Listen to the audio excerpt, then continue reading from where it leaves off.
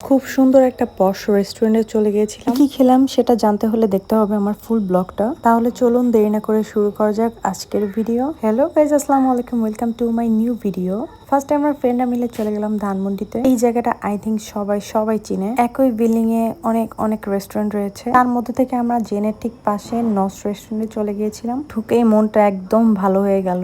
জায়গাটা মোটামুটি বড় আর এত পরিমাণে ভিড় ছিল যে আমি কি রেখে কি ভিডিও করব কিছুই বুঝতে পারছিলাম না। এরপরে এদের মেনুটা দেখছিলাম যে কি অর্ডার দেওয়া যায়। ওইখানে যারা সার্ভিস দিচ্ছিল তারা সবাই অনেক কোঅপারেটিভ ছিল। ওনাদের সাজেশনেই আমরা খাবার অর্ডার করি। রেস্টুরেন্টের ইচ অ্যান্ড এভরি কর্নার এত সুন্দর করে স্মুথ করে সাজানো হয়েছে যে আপনার গেলেই মনটা ভালো হয়ে যাবে।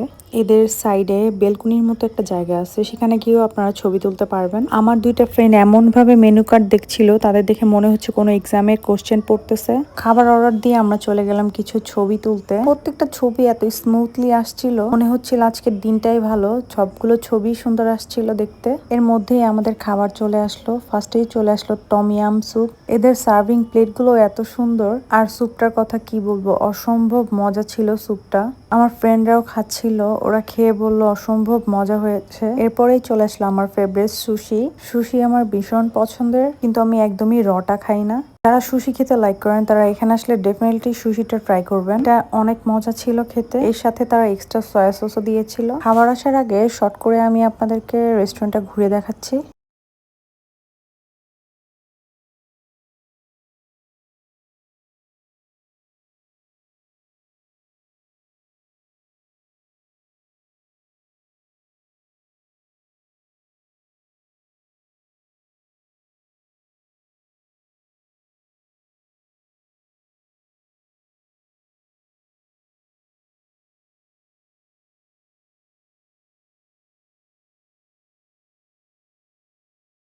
রেস্টুরেন্টের আদার্স ভিডিও করতে করতে আমাদের এর মধ্যে আর একটা খাবারও চলে আসলো।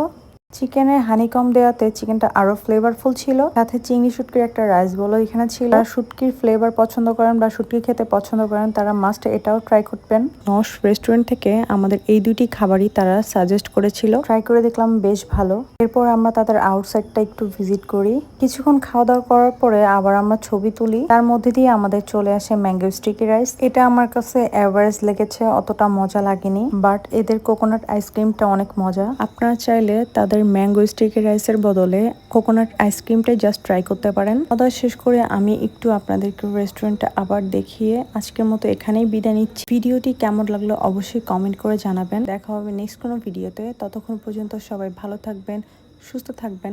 আল্লাহ হাফেজ।